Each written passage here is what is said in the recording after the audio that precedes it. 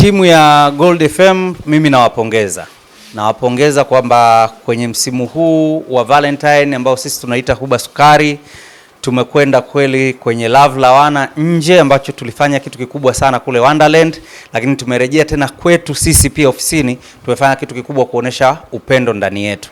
Ni wachache, watu wengine wanaonesha upendo kwa watu wengine wa nje, lakini wao ndani wanajisahau.